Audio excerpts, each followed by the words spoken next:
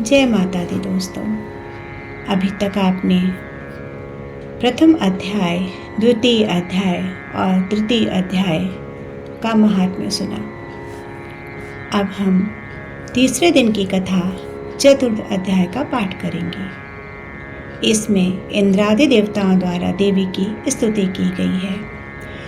सिद्ध की इच्छा रखने वाले पुरुष जिनकी सेवा करते हैं और देवता जिन्हें सब ओर से घेरे रहते हैं, उन जया नाम वाली दुर्गा देवी का ध्यान करें। उनके श्री अंगों की आभा काले मेघ के समान श्याम है।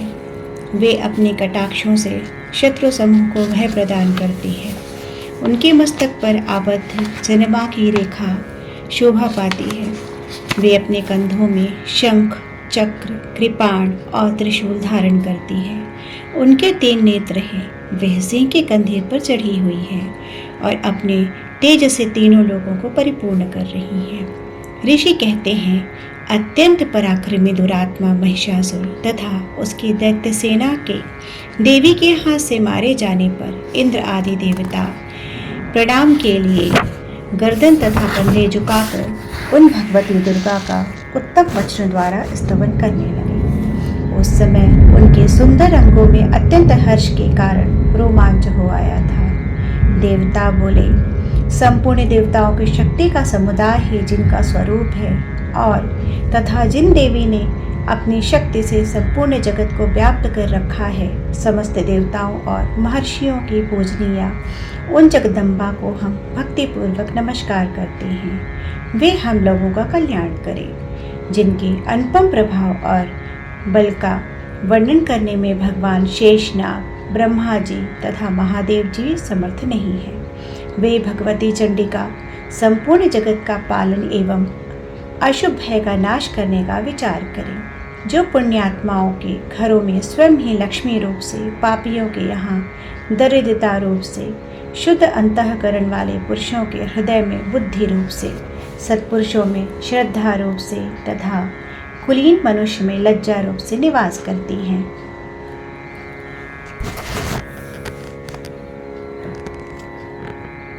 उन आप भगवती दुर्गा को हम नमस्कार करते हैं।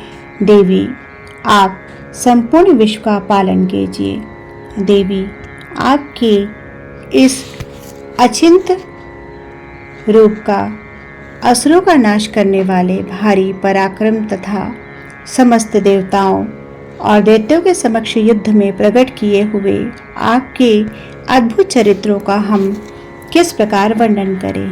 आप संपूर्ण जगत की उत्पत्ति में कारण हैं। आप में सत्वगुण, रजोगुण और तमोगुण, ये तीनों गुण मौजूद हैं, तो भी दोषों के साथ आपका संसर्ग नहीं जान पड़ता। भगवान विष्णु और महादेव जी आदि देवता भी आपका पार नहीं पाते। आप ही सबका आश्रय है। यह समस्त जगत आपका अंशभूत है, क्योंकि आप सबकी आदिभूत अव्याकृता परा प्रकृति हैं। देवी,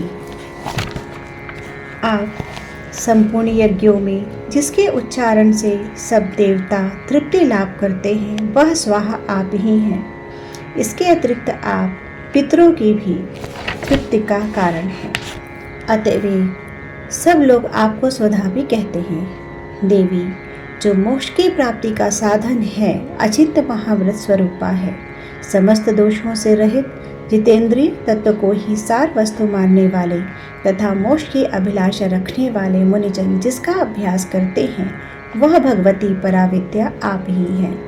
आप शब्द स्वरूपा हैं। अत्यंत निर्मल ऋग्वेद, यजुर्वेद, उद्गीत के मनोहर पदों के पाठ से युक्त सामवेद का भी आधार आप ही हैं। आप देवी त्रयी और भगवती हैं। इस विश्व की उत्पत्ति एवं पालन के लिए आप ही वार्ता के रूप में प्रकट हुई हैं। आप संपूर्ण जगत की घोर पीड़ा का नाश करने वाली हैं। देवी, जिससे समस्त शास्त्रों के सार का ज्ञान होता है, वह मेधा शक्ति आप ही है। दुर्गम भवसागर से पार उतारने वाली नौका रूप दुर्गा देवी भी आप ही हैं। आपकी कहीं भी आसक्ति नहीं है।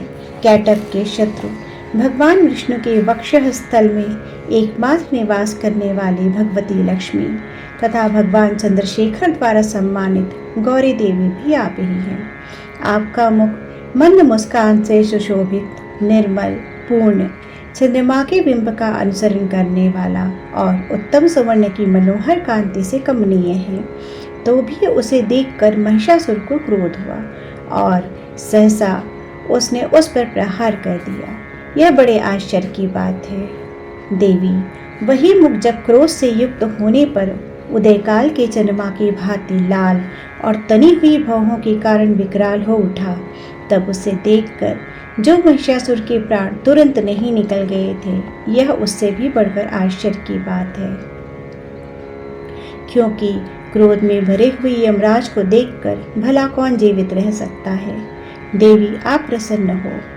परमात्मा स्वरूपा आपके प्रसन्न होने पर जगत का अभ्युदय होता है और क्रोध में भर जाने पर आप तत्काल ही कितने कुलों का सर्वनाश कर डालती हैं। यह बात अभी अनुभव में आई है, क्योंकि महिषासुर की यह विशाल सेना क्षण भर में आपके कोप से नष्ट हो गई है। सदा अभ्युदय प्रदान करने वाली आप जिन पर प्रसन्न रहते हैं वे देश में सम्मानित है। उन्हीं को धन और यश की प्राप्ति होती है।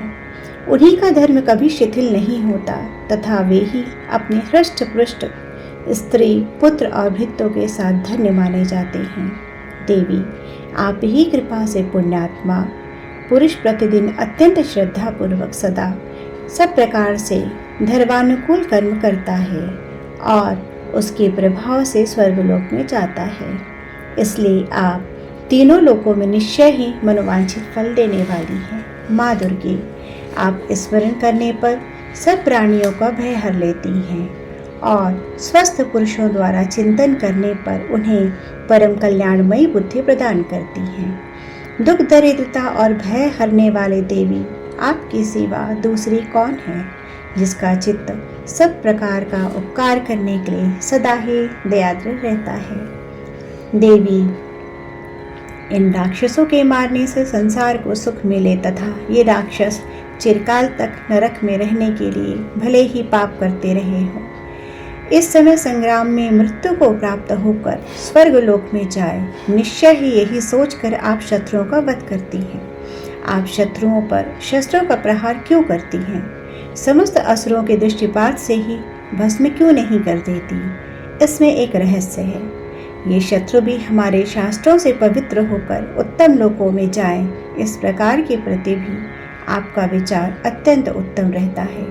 खंग के तेज पुंज से, भयंकर दीप्ति से तथा आपके त्रिशूल के अग्रभाग की घनीभूति प्रभा से चौधियाकर जो असुरों की आंखें फूट नहीं गई, उसमें कारण यही था कि वे मनोहर रश्मियों से युक्त चंद्रमा के समान आनंद प्राप्त करने वाले आपके इस सुंदर मुख का दर्शन करते थे। देवी, आपका शील दुराचारियों के बुरे बर्ताव को दूर करने वाला है। साथ ही यह रूप ऐसा है जो कभी चिंतन में भी नहीं आ सकता, जिसकी कभी दूसरों से तुलना नहीं की जा सकती, तथा आपका बल और पराक्रम तो उन दैत्यों का भी नाश करने वाला है जो कभी देवताओं के पराक्रम को भी नष्ट कर चुके थे।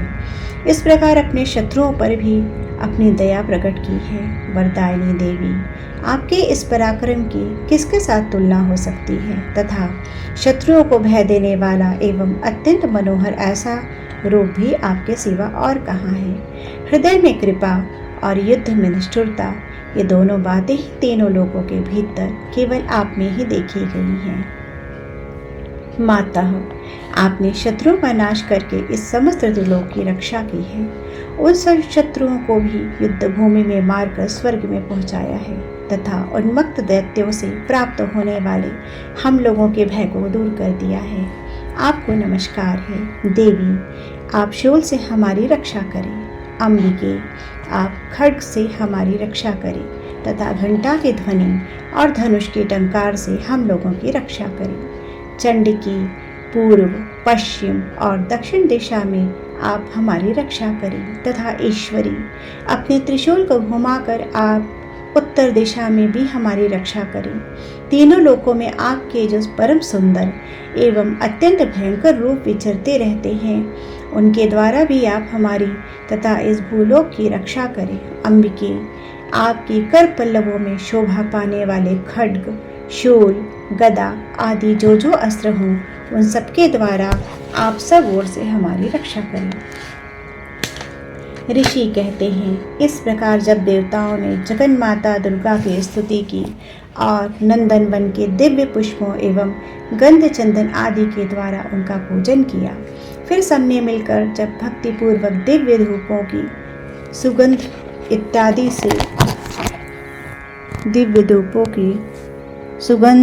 इत्यादि से निवेदन किया, तब देवी ने प्रसन्न होकर प्रणाम करते हुए सब देवताओं से कहा। देवी बोली, देवताओं, तुम सब लोग मुझसे जिस वस्तु की अभिलाषा रखते हो उसे मांगो। देवता बोले, भगवती ने हमारी सब इच्छा पूर्ण कर दी, अब कुछ भी बाकी नहीं है, क्योंकि हमारा यह शत्रु महिषासुर मारा गया। महेश्वरी, इतने पर भी यदि आप हमें और वर देना चाहती हैं, तो हम जब जब आपका स्मरण करें तब तब आप दर्शन देकर हम लोगों को महान संकट दूर कर दिया करें, तथा प्रसन्न मुखी अम्बिके, जो मनुष्य स्त्रोतों द्वारा आपकी स्तुति करे, उसे वित्त, समृद्धि और वैभव देने के साथ साथ उसकी धन और स्त्री आदि संपत्ति को भी बढ़ाने के लिए आप सदा हम पर प्रसन्न रहें। ऋषि कहते हैं, राजन, देवताओं ने जब अपने तथा जगत के कल्याण के लिए भद्रकाली देवी को इस प्रकार प्रसन्न किया, तब वे तथास्तु कहकर वहीं अंतर्ध्यान हो गई। भूपाल, इस प्रकार पूर्व काल में तीनों लोगों का हित चाहने वाली देवी जिस प्रकार देवताओं के शरीरों से प्रकट हुई थी, वह सब कथा मैंने कह सुनाई। अब पुनः देवताओं का उपकार करने वाली वे देवी दुष्ट दैत्यों तथा शुंभ निशुंभ का वध करने एवं सब लोगों की रक्षा करने के लिए गौरी देवी के शरीर से जिस प्रकार प्रकट हुई थी, वह प्रसंग मेरे मुंह से सुनो। मैं उसका तुमसे यथावत वर्णन करता हूँ। इस प्रकार मार्कंडेय पुराण में सार्वणिक मनवंतर की कथा के अंतर्गत देवी महात्म्य में शक्रादि स्तुति नामक चौथा अध्याय पूर्ण हुआ। बोलिए जय माता की।